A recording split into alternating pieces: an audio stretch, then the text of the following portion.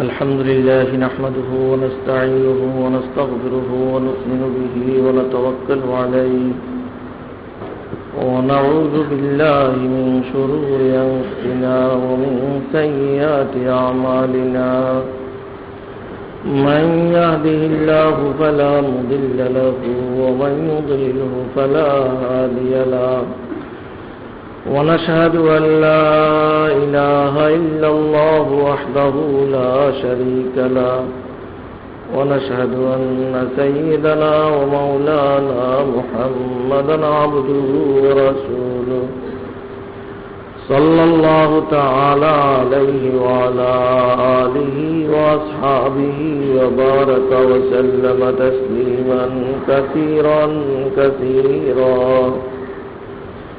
أما بعد فقد قال النبي صلى الله تعالى عليه وسلم لا تقوم الساعة حتى يقال في الأرض الله الله أو كما قال عليه الصلاة والسلام سبحانك لا علم لنا إلا ما علمتنا إنك أنت العليم الحكيم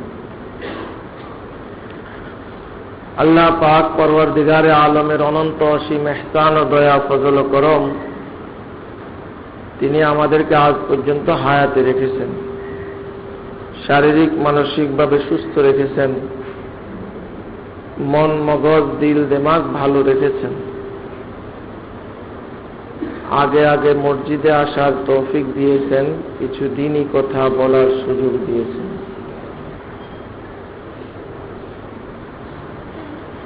রাসূল করিম সাল্লাল্লাহু আলাইহি ওয়াসাল্লামের একটি হাদিস তেলাওয়াত করা হলো।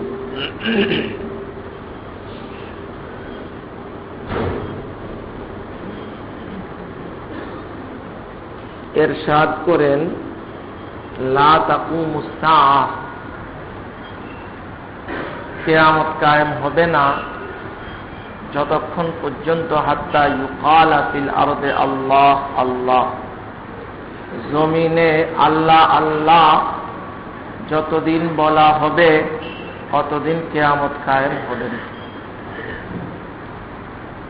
আল্লাহ আল্লাহ কি পরিমাণে বলা হবে, পরিমাণের কথা বলা হয়নি।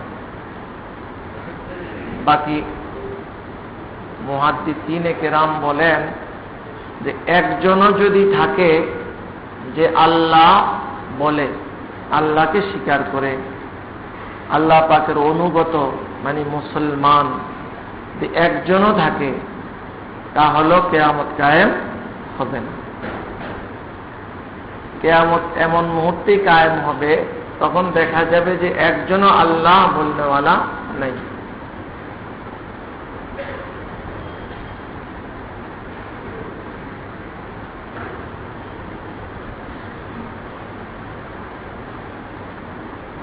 কুরআনে কারিমে আল্লাহ পাক ইরশাদ করেন, রাফাস সামাওয়াত বিগাইরি আমাদিন তারাউনাহা, আল্লাহ পাকের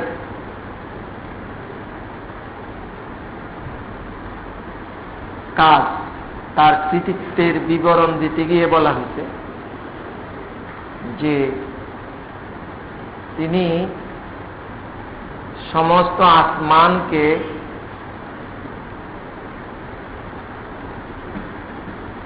আমরা যেভাবে দেখি বা যা দেখি না, তিনি সবগুলোকে উপরে উঠিয়ে রাখছেন, ধরে রাখছেন। বেগাইরে আমাদিন তারাউনাহা, এমন খুঁটি ছাড়া যে খুঁটি তোমরা দেখতে পাও, মানে দেখা যায় মতো খুঁটি ছাড়া। তাহলে আসমানের খুঁটি নাই এটা বলা যায় না। হ্যাঁ, দেখা যায় মতো খুঁটি নেই। আসমানের খুঁটি কি? আসমান যেভাবে আছে এভাবে থাকবে। এই যে একটা নিজাম, সবকিছু যথাযথ ঠিক ঠিক ভাবে থাকা, পরিচালিত হওয়া,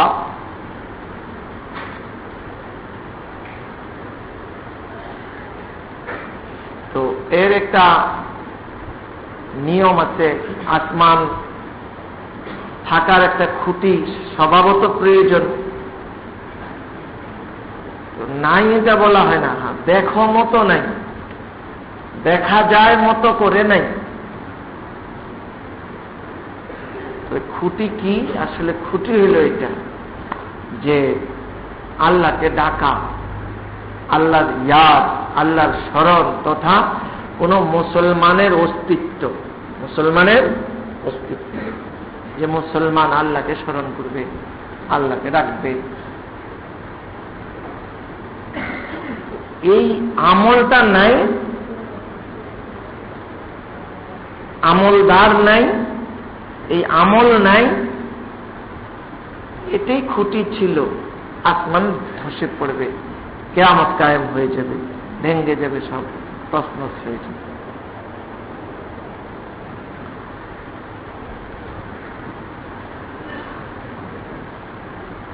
এক একজন মুসলমানের এমন দাম আল্লাহ পাকের, এমন।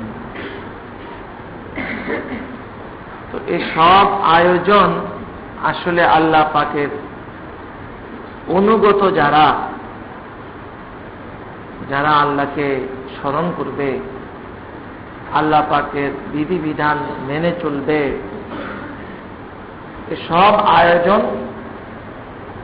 আসলে তাদের জন্যই। আর অন্য যত মানুষ আছে, ধরেন একজনই মুসলমান আছে, আর কোন সময় হয়তো একজনই মুসলমান থাকলো, অল্প কিছু সংখ্যক মুসলমান থাকলো, আর দুনিয়া সব বেঈমান হয়ে গেল, তারপরে শুধু মুসলমানদের খাতিরেই আল্লাহ পাক এই নিজাম ঠিক রাখবেন, কিয়ামত দিবেন না। এদের জন্যই সব আয়োজন। আর অন্যরা এদের তোফাইলি, তোফাইলি মানে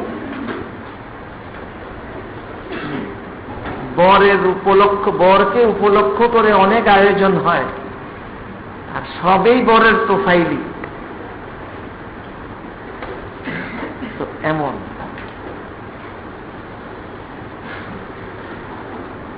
তো এই সব কিছু বিশাল আল্লাহ পাকের আয়োজনের উদ্দেশ্যটা মনে হয় আমাদের সকলের কাছেই স্পষ্ট হয়ে যাওয়ার কথা। এতক্ষণ একমাত্র উদ্দেশ্য হল যে মানুষ আল্লাহ পাকের হয়ে থাকবে, আল্লাহ পাকের অনুগত হয়ে থাকবে।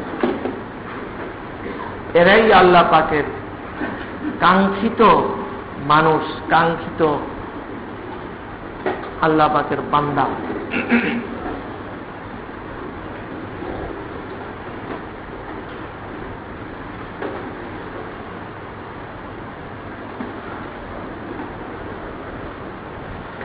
এদের সংখ্যা যদি কমও হয়, না হয় কম মানে এত কম যে মাত্র একজন, মনে করেন কিয়ামত যেদিন কায়েম হবে পুরো দুনিয়ার মধ্যে, তখন 1200 কোটি মানুষ হবে,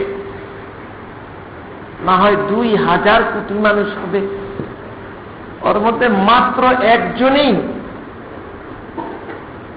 এর আগে আল্লাহওয়ালা ছিল, এই একজন, আর বাকি সব পুরো দুনিয়া। একজনের উসিলায় সব কিছু থাকবে। এই একজনের দাম কত?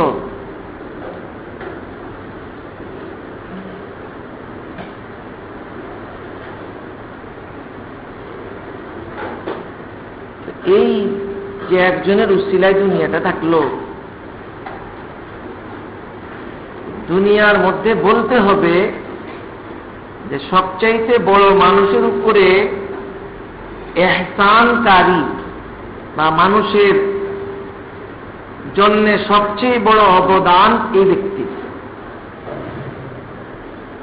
কারণ দুনিয়া থাকলেই তো মানুষের দুনিয়ার যত আমোদ ফুর্তি আনন্দ আয়েশ যা কিছু আল্লাহকে মাননেওয়ালারা বা না মাননেওয়ালারা যে যাই করুক দুনিয়াতে, এই সব কিছু তো দুনিয়া থাকলে পরেই। দুনিয়া ধ্বংস হয়ে গেলে তো কিছুই থাকলো না, তখন তো আবার আরেকটা কিছু আসলো।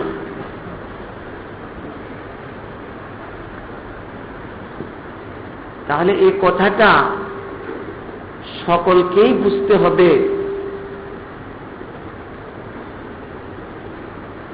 সকলকেই ভালোভাবে বুঝতে হবে যে দুনিয়াতে মুসলমানদের অবদান কতখানি।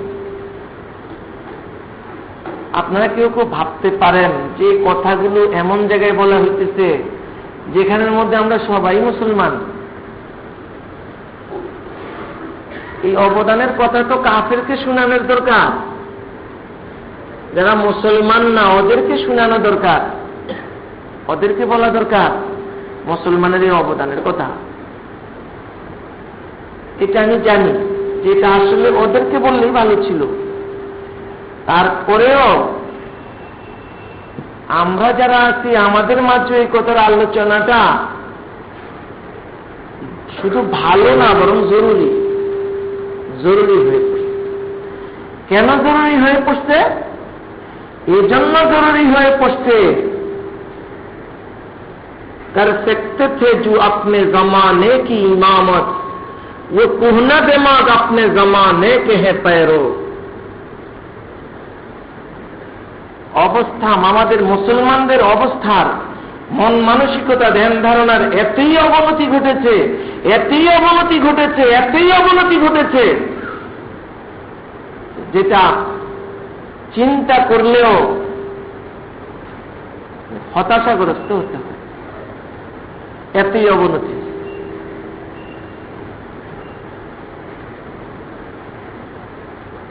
বিধর্মীদের দ্বারা, বিধর্মীদের কালচারের দ্বারা, তাদের কৃষ্টির দ্বারা, তাদের জাগতিক সুখ দ্বারা এদের আসলে বাস্তব সুখ কিনা সেটাও বিশ্লেষণের ব্যাপার। কথিত না হয় শুধু দৃশ্যমান যা দেখা যায়,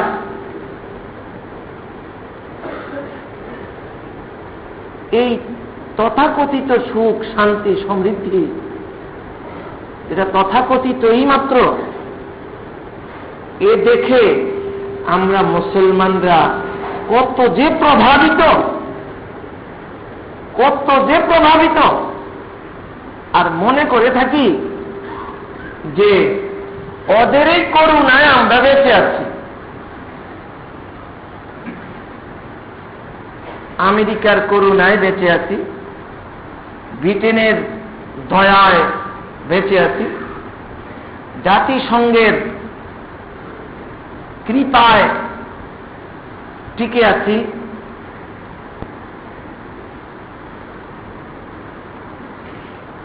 শুধু এ পর্যন্তই না, এটা তো একটা মূল কথা। এই মূল কথার যতগুলো তাফসীল আছে, যতগুলো শাখা প্রশাখা হবে, হাজারো কোটি শাখা প্রশাখা, এই সর্ব বিষয়ে আমরা এমনই প্রভাবিত যে চিন্তা করলে হতাশ হওয়া ছাড়া পড়ে।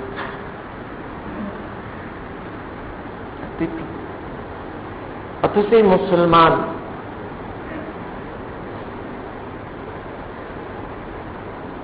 একটু সে নিজের মধ্যে যে কত বড় দৌলত, আর যে দৌলতের কারণে ওরা মুসলমানের কাছে ঋণী, আমরা নিজেদেরকে যাদের কাছে ঋণী ভাবতে চাই, তারা যে কত বড় ঋণী মুসলমানদের কাছে। ধরলাম মুসলমান একেবারে নিঃস্ব হয়ে, একেবারে সহায় সম্বলহীন, একেবারে কিছুই নেই মুসলমানদের। দাঁড়াইবার মতো শক্তি নাই, আহার নাই, খাদ্য নাই, কিছুই নেই। শুয়ে শুয়েই শুধু আল্লাহকে ডাকতেছে,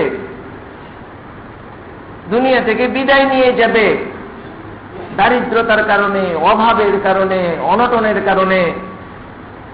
এমন অবস্থা যে একটু মারা যাবে, শুয়ে শুয়ে আল্লাহকে ডাকতেছে, আল্লাহকে স্মরণ করতেছে। পরকালে যাব, দুনিয়ার সমস্ত কষ্টের অবসান হয়ে যাবে, খতম হয়ে যাবে, এই পরিস্থিতিতেই আছে ধরলাম।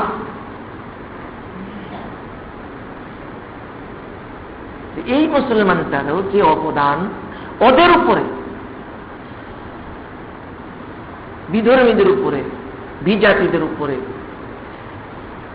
এই অবদানটা আদৌ কেউ স্বীকার করে, কারণ জেহেনেই নেই, জেহেনেই নেই, মনের ভিতরে আসেও না। কারণ নিজের সম্পদ সম্পর্কে নিজে সচেতন নয়,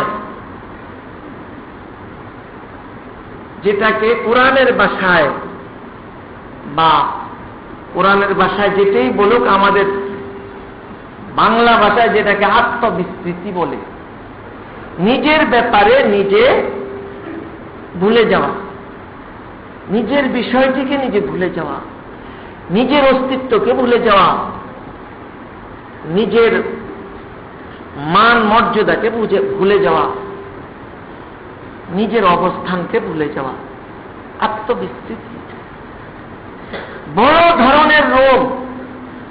যেই রোগ সব রোগের জনক, সব রোগ এর থেকে জন্ম নেবে, তার নাম হল ঈমানের কদর না বুঝা, ইসলামের কদর না বুঝা, দ্বীনের কদর না বুঝা।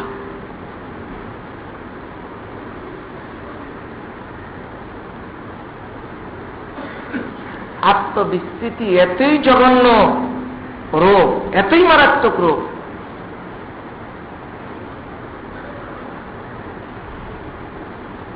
যে এই রোগ থেকে বাঁচাইবার কোনো পথ নেই, পথ থাকে না। কিরকম সর্বশান্ত হতে পারে আত্মবিস্মৃতির দ্বারা, এর একটা উদাহরণ শুনেন। মনে করেন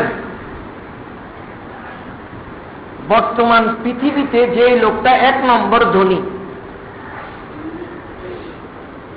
পৃথিবীতে 1 নম্বর ধনী,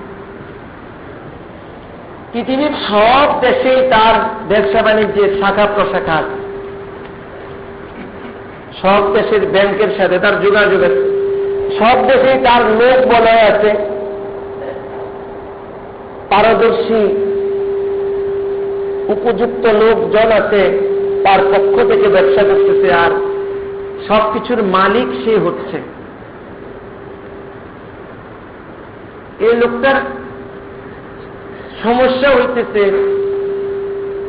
একটা রোগ হয়েছে, তো হাত কেটে ফেলতে হয়েছে, হাত কেটে ফেলছে, কি হয়েছে?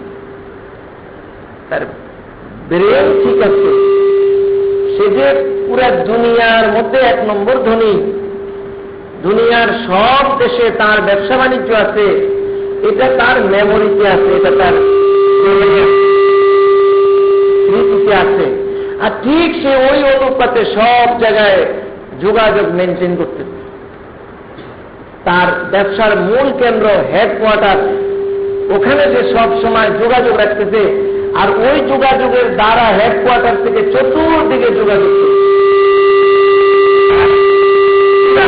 বাণিজ্য সব যথাযথ চলছে, যদিও হাত একটা তার বেঁচে না। আর কয়েকদিন পরে তার পায়ের মধ্যে এমন একটা সমস্যা, ক্যান্সার দেখা দিছে, যে এটা এখন পাও কেটে না ফেললে বাঁচতেই না, এই জন্য পাও কেটে ফেলছে। কেটে ফেলছে, কি হয়েছে? তার সব ঠিক আছে, সে যে দুনিয়ার মধ্যে 1 নম্বর ধনী, এই জিনিসটা তার স্মৃতিতে আছে, মেমোরিতে আছে, সে অনুপাতে সে ওই হেডকোয়ার্টারের সাথে যোগাযোগ রেখে যা যা বলার বলতেছে, ওখান থেকে পুরা শাখাগুলোতে স্পন্দন যাচ্ছে, সবকিছু ঠিক ঠিক মতোই চলতেছে।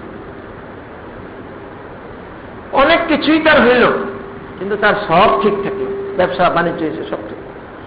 কিন্তু হায় হায়, অনেকদিন পরে দেখা গেল এমন একটা রোগ হয়েছে তার, বা এমন অবস্থা হয়েছে তার এখন কি, সে যে পৃথিবীতে 1 নম্বর ধনী, এই কথাটা তার স্মৃতি থেকে মুছে গেছে, তার মেমোরিতে এখন আর এই কথাটা,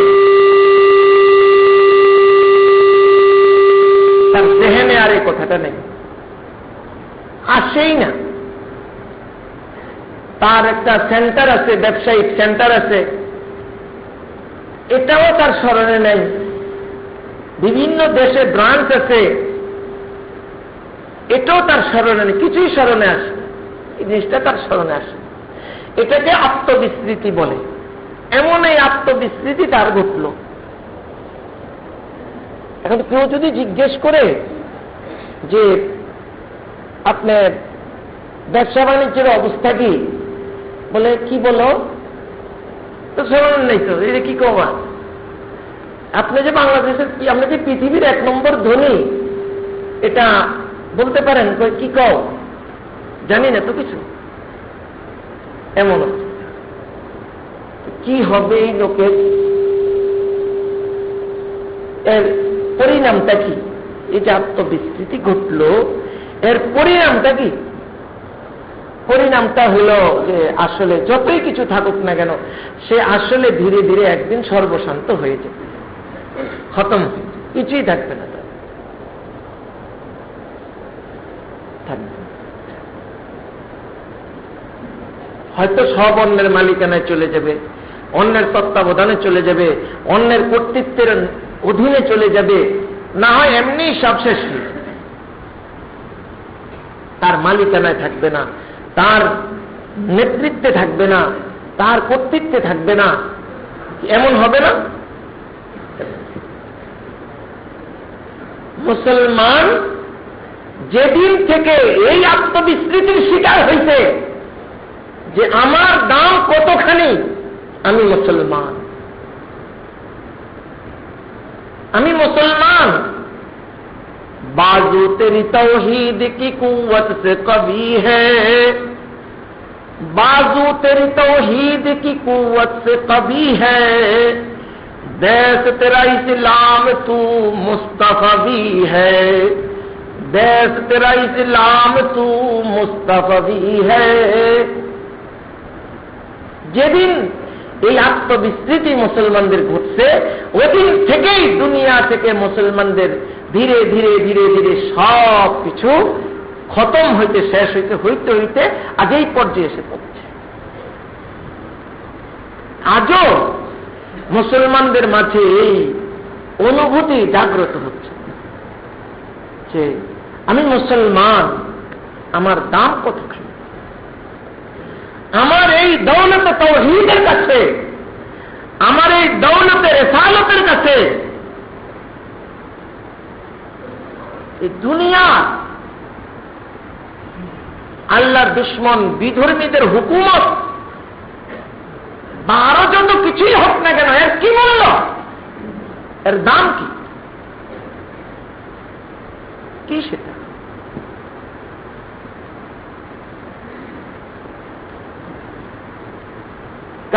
कर सकते थे जो अपनी जमाने की इमामत, वो कुहना दिमाग अपने जमाने के हैं पैरो। নিজের সব কিছু, এত সম্পদ তার নিজের কাছে ছিল, এত কিছু এত কিছু এত কিছু, এত বড় শক্তি সাহাবায়ে কেরামের কাছে ছিল কি দৌলতটা? কি ছিল তাদের কাছে? শুধু এতটুকু তো ছিল যে তাওহীদের মূল্য ছিল, রিসালাতের মূল্য ছিল।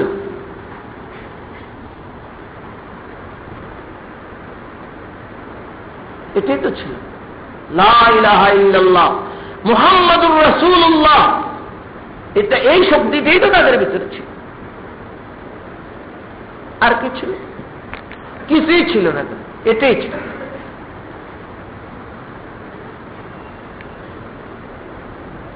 এই জন্য হযরত হুযায়ফার তরবারি দেখে পারস্য সম্রাটের লোকেরা, তার সেনা সদস্যরা ওনার তরবারি দেখে বলতে যে এটা কি ওই তরবারি, এমন বোতা এই সে একটা ভাঙ্গাচুরা তরবারি, এটা কি ওই তরবারি, হ্যাঁ, যেটা দিয়ে তোমরা এরকম দুনিয়া বিজয় করে ফেলছো, এটা ওই তরবারি?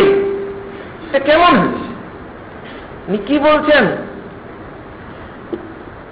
তোমরা তো তরবারিটা দেখতেছ, এই তরবারিটা যে বাহু বলে চলে, ওই বাহুটা তোমরা দেখো না। ওই বাহু দেখো, ওই বাহুটা তো ওই বাহু, बाजू तेरी तौहीद की कुव्वत से कवी है। ওই বাহুটা যেই দেহের সাথে লাগা, ওই দেহের অভ্যন্তরে এমন একটা দিল আছে, যেই দিলটা আল্লাহর সাথে সম্পৃক্ত, আর সবকিছু ওই শক্তি দ্বারাই হয়ে থাকছে। হারাইছি তো ওটা হারাইছি, মুসলমান কিছুই হারাই নাই, হারাইছে তো এই সম্পদ হারাইছে, এই সম্পদ।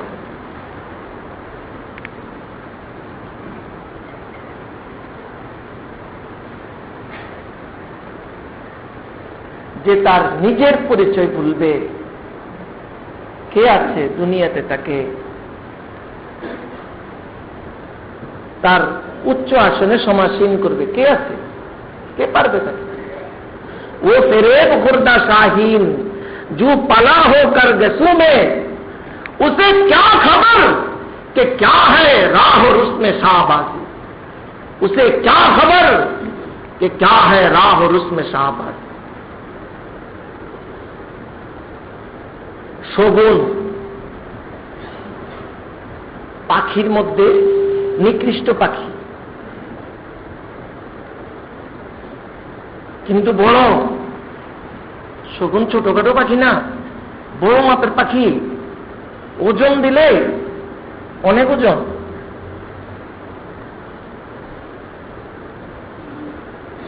এর কাজ হইল মরা গরু খাওয়া, মরা জিনিস খায়। শগুন কোথায় পাওয়া যাবে? ঠিকানা একটা, যেখানে মরা গরু আছে, ওর আশেপাশে কোনো গাছ গাছালি থাকলে দেখা যাবে, ওখানে বসে।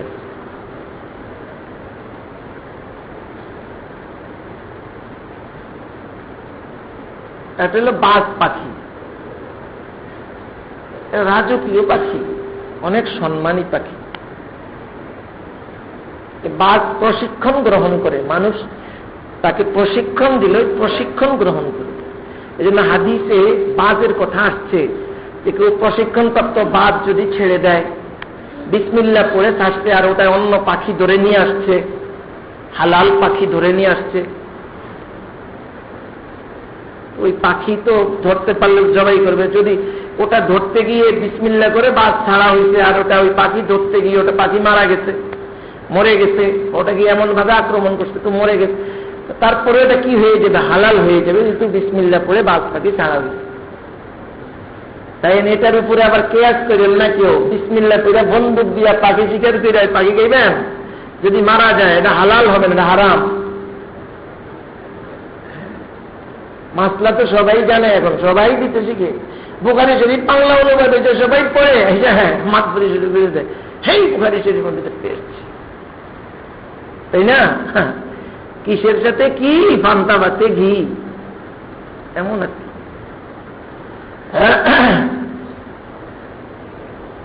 ভাত হইলে যে ঘি তার সাথে মিলে যাবে এমন না, ভাতটা গরম হইত, গরম ভাতে ঘি।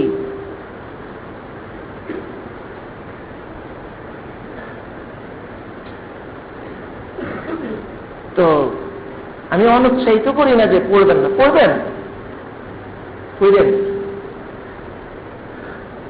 কিন্তু ওটা যে কোনো জায়গায় ফিট করার চেষ্টা করেন না।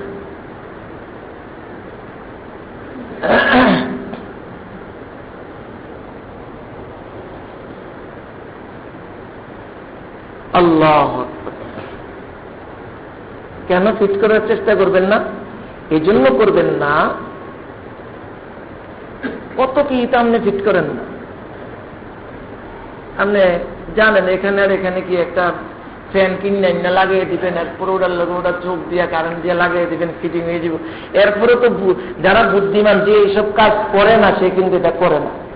আমি দেখছি না, জানিয়ে না, কিন্তু যদি নাকি লাইনে কোনো গরমিল হয়, এই হয়, সেই হয়, সেটা শর্ট হবে, এই হবে, আমার জন্য বড় আশঙ্কা আছে, এই ফিটিংটা কেউ করে না। ওই মিটার যেটাকে দেখে না, করে নিয়ে আসো, যে পারে, যে ব্যাপারে বুঝে, তাই না? নেগেটিভ কোনটা, পজিটিভ কোনটা, এটা সেটা বুঝে, আর্থিং কোনটা, এটা বুঝে, সেটা বুঝে, উতরাই চড়াই বুঝে, তারে আইনা। এটা একটা মামুলি কাম, সারাদিন দেখছি, কত সকাল লাগাইতে দেখছি, এরপরেও দেয় না। ওখানে ফিটিং করি না, কিন্তু ওই দিনের মাস্টার এলে ভালোই ফিটিং দিয়ে যাবে। ওখানে যারা পুরো জিন্দিগি এই কামে ভয়ে দিতে এগো দরকার না, নিজেরই ফিটিং ফাটিং ভালো করে ফেলে।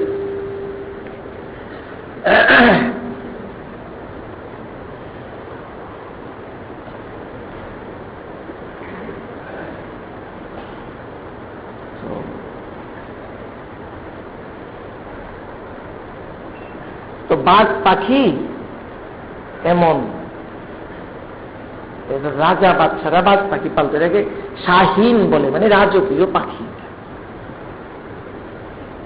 এটা অনেক কিছু শিখায়, অনেক কিছুই সে জানে, সে অনেক, এটা তো রাজ সিংহাসনের উপযুক্ত একটা পাখি।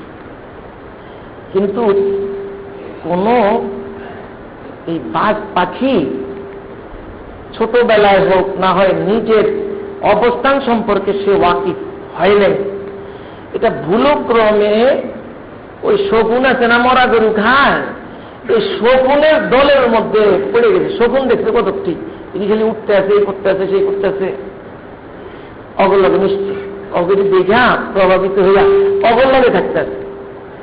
থাকতে থাকতে এখন এটার এমন অবস্থা হয়েছে যে এর যে বাজ পাখি, রাজকীয় পাখি, এর যে মর্যাদা অনেক বেশি, এর যে শান শওকত কতখানি, সব ভুলে ওই শগুনের সাথে বসবাস করে। তাকে ওখান থেকে আনার পথ কি? কি পথ? পথ হইল ভাগ্য আর কি, যদি ওর ভাগ্যে থাকে ফিরে আসার, ফিরে আসবে। वो तेरे खुर्दा शाहीन जो पला हो कर जसों में, उसे क्या खबर कि क्या है राह रुस्म शाह। আজ এত প্রভাবিত হয়েছে আমরা, মুসলমান ছিল কি? কি ছিল তার ভিতরে? কি সম্পদ, কি সম্পদ তার, যেটার নাম তাওহীদ, তাওহীদ, যেটার নাম রিসালাত না? আল্লাহ রাব্বুল আলামিন তার মাবুদ, তার কাছে আহকামুল হাকিমিন তিনি, মুহাম্মদুর রাসূলুল্লাহ সাল্লাল্লাহু আলাইহি ওয়াসাল্লাম তার রাসূল, তার নবী, যার মধ্যে দুনিয়া এবং আখিরাত উভয় জাহানের সফলতা এবং বাস্তব সফলতা যেটা, সেটা যার মধ্যে সীমাবদ্ধ রাখা হইতে, যে পন্থার অনুসরণের মধ্যে সীমাবদ্ধ রাখা হয়েছে, ওই জিনিসটার মূল্য আমাদের কাছে নেই। নাই তো নাই, এমন নাই। ওই জিনিসের যদি একটা মূল্য থাকতো, একটা মুসলমান তাওহীদ বিরোধী, আল্লাহ পাকের একত্ববাদের সাথে সাংঘর্ষিক হয়, এমন মন মানসিকতা কিভাবে তার দিলে জায়গা নেয়? এই মন মানসিকতার কথা তার মুখ দিয়ে কিভাবে বের হয়? মুহাম্মদুর রাসূলুল্লাহ সাল্লাল্লাহু আলাইহি ওয়াসাল্লামের রিসালাতের 23 বছরের জিন্দেগীর কোন একটা বিষয় কিভাবে তার থেকে দূরে সরতে পারে, কিভাবে সরতে পারে? তার কালচারের মধ্যে বিধর্মীদের প্রভাব কিভাবে আসতে, কিভাবে আসতে, তার লেবাস কিভাবে উড়ে যায়, গালের ধারে কিভাবে চলে যায়। শুধু কি তাই? শরীয়তের কত কঠিন কঠিন হুকুম বাস চলছে, পর্দা একটা জিনিস, নারী পুরুষের পর্দা কোথায় চলে যায়, কি অবস্থা সমাজের। আপনারা কি মনে করেন এই জিনিসগুলো এমনিতে হয়ে গেছে? আদৌ না, আদৌ এভাবে হয় নাই। এজন্য হইতে নবী পাক সাল্লাল্লাহু আলাইহি ওয়াসাল্লামের যে আদর্শ, তার রিসালতের ভিতর দিয়ে যা আমরা পেয়েছিলাম, যা দুনিয়াতে এসেছে, ওটার মূল্য আমাদের কাছে নাই। ওটার মূল্য আমাদের কাছে, ওটা আমাদের কাছে হয়তো একেবারেই মূল্য নাই। আপনাদের থাকলেও ওটার মূল্য এত কমে গেছে, এত কমে গেছে, তার মূল্য এত কম। আর ওই ইউরোপ আর আমেরিকার যে কালচার, ওটার যারা জনক, তাদের আদর্শ আমাদের কাছে এটার চেয়ে অনেক মূল্যবান। এটাই রেজাল্ট যেটা আমরা দেখছি। কোন ব্যাখ্যা দিলেন না কেউ। ওই ব্যাখ্যা আপনারা যারা দিতে যাবেন তারাই চিন্তা করবেন, খুব গভীরে গিয়ে চিন্তা করবেন, বুঝবেন যে আপনাদের ব্যাখ্যাটা সঠিক হবে না আমি যে মিম্বর থেকে যে কথাটা বলা হইতেছে এই কথাটা সঠিক হবে। বিবেকের কাছে প্রশ্ন তুলবেন, বিবেককে জিজ্ঞেস করবেন।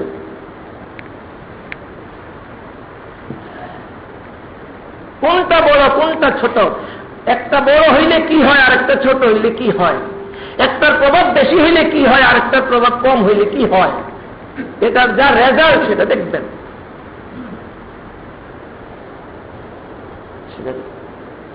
কোথায় চলে যাচ্ছে, দিন দিন কি হইতে যাচ্ছে, কি হইতে যাচ্ছে। হ্যাঁ, হবে, কিয়ামত কায়েম হওয়ার সব সামান লাগবে, তাই না? এক সময়কালে আমাদের থেকে লেবাস চলে যাবে, আরেক সময়কালে আমাদের থেকে ফরজ হুকুমগুলো চলে যাবে, আরেক সময়কালে ঈমান চলে যাবে। সব চলে যাওয়ার ধারায় পড়লে তো চলেই যাবে, আর সঞ্চয়ের ধারায় পড়লে সঞ্চয়ই হবে। এত সব কিছু বলার উদ্দেশ্য হলো শুধু এতখানি, শুধু এতখানি যে আমরা সবাই একটু হিসাব মিলাবো, আমি কি আমার থেকে এই জিনিসগুলো চলে যাওয়ার ধারার মধ্যে পড়ছি, আমি স্রোতে পড়ছি নাকি সঞ্চয়ের স্রোতে পড়ছি, এতটুকু হিসাব। যদি চলে যাওয়ার স্রোতে পড়ে গেছি, চলেই যেতেছে আমার থেকে, তাহলে কি করবেন সেটা? তাহলে তওবা করবেন, ইস্তেগফার করবেন, কিছু যেন আর চলে না যায়।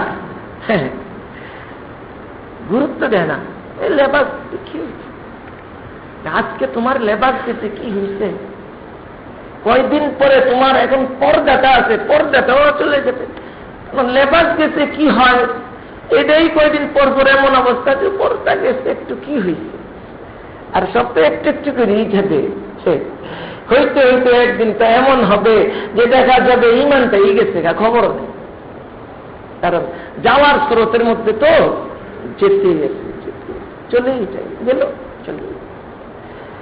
আর খাহেসাতে নফস যেটার পরিপন্থী, খাহেসাতে মনে রাখবেন, ঈমান আর হাওয়ায়ে নফস দুইটা পরিপন্থী জিনিস।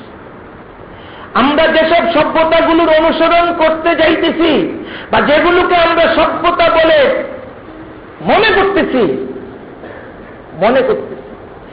সম্পূর্ণ বুনিয়াদ আর ভিত্তি হইল নফস পরিস্থিতির উপরে, মন চাহি জিন্দিগির উপরে।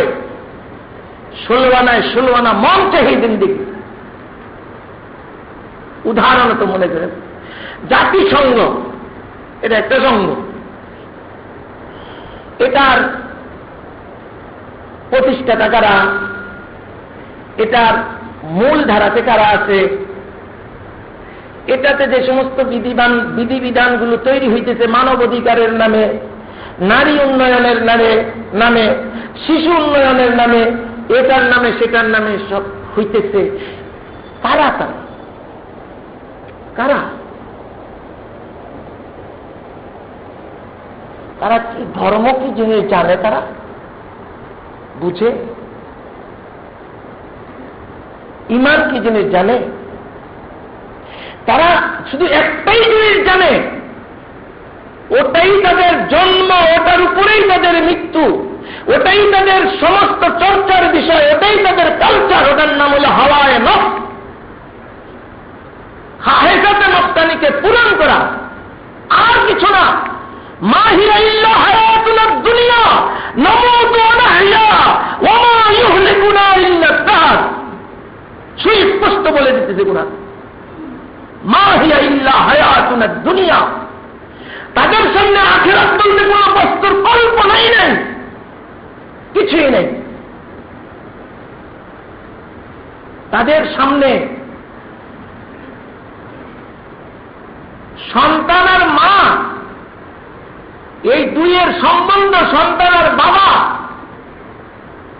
স্বামী আর স্ত্রী, এদের মাঝে আদব এহতেরাম কাকে বলে, আদব আদব এহতেরাম কাকে বলে, আদব এগুলো কিছুই তারা জানে না, ওই সমাজেই তাদের কাছে নাই। তারা ওইগুলো বুঝেই না, ওই দৃশ্য তারা কোনোদিন দেখেও না, দেখেও না। তাদের কাছে দুনিয়াতে শান্তি পাওয়ার মাধ্যমে হইল মাত্র কি বিধি বিধান, নীতিমালা, আইন কানুন, এগুলো দিয়েই চলতে হবে। আর পূরণ করতে হবে যে জিনিসটার নাম, সেটার নাম হইল খাহেসাতে নফস, নফসের খাহেসা পূরণ করতে হবে, তাই না? পূরণ করতে হবে। এটা এটা কত অনেক চাপে খাবো, হালাল করে না পারি হারাম, খালি রাষ্ট্রীয় আইন, ওই যে আইন কানুন ধরে কিচ্ছু বুঝে না তারা। আইন কানুন নাই, কেন আখেরাতের কোনো কিছুই তাদের সামনে নাই, তাই না?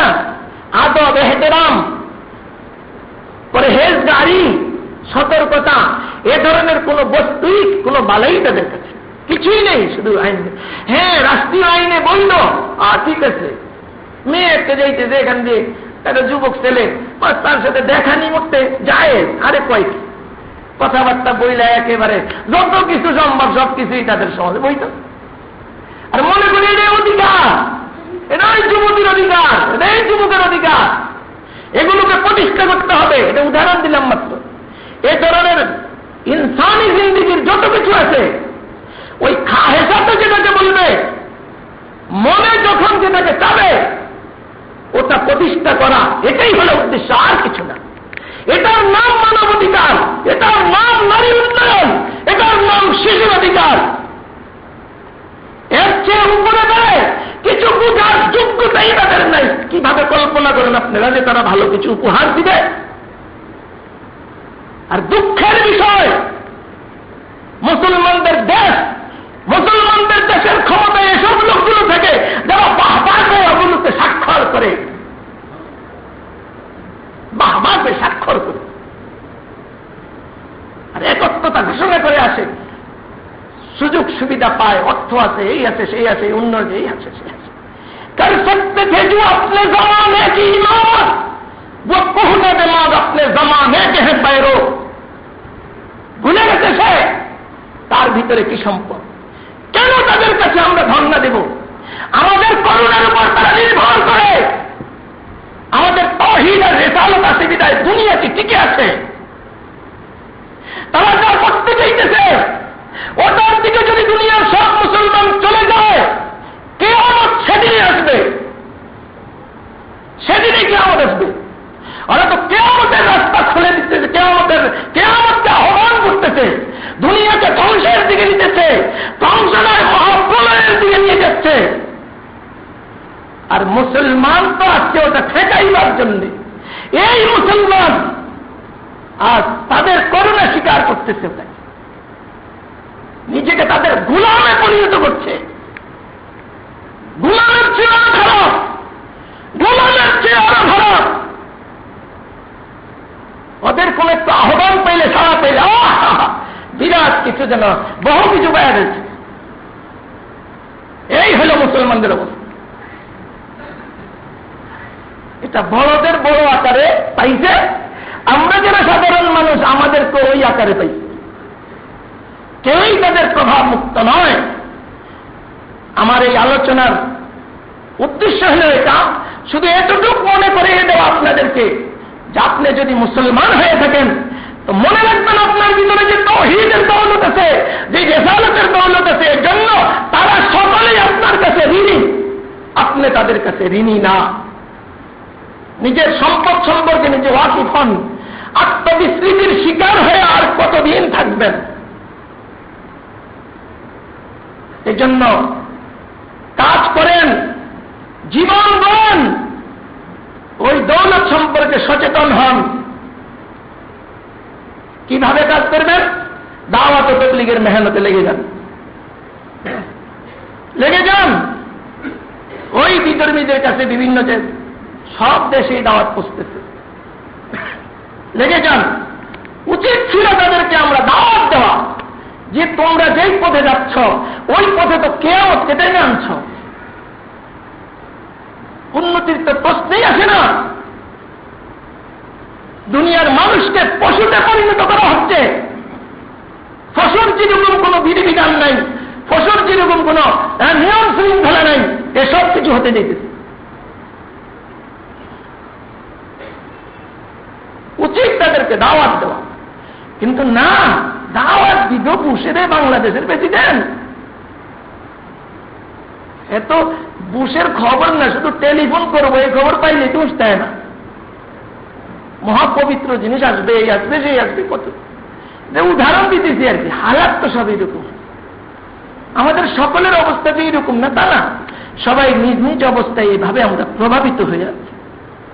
আমাদের ঈমানকে, আমাদের তাওহীদের দৌলতকে, রিসালাতের দৌলতকে একেবারে কি যে মনে করছি, এটা স্মরণেই নাই যে আমার ভিতরে একটা সম্পদ আছে, যার কারণে তারা আমাদের কাছে ঋণী, আদৌ আমরা তাদের কাছে ঋণী না। আল্লাহ তাআলা আমাদের সকলকে সচেতন হওয়ার তৌফিক দান করেন। তো রাস্তা কি? দাওয়াত ও তাবলীগের মেহনতে লাগেন, উলামায়ে হক্কানি রব্বানির সাহচর্য গ্রহণ করেন, ওই দৌলত সম্পর্কে সচেতন হবেন। আল্লাহ তাআলা আমাদের সকলকে বুঝার আমল করার তৌফিক দান করেন। আখির দাওয়ানা আলহামদুলিল্লাহ।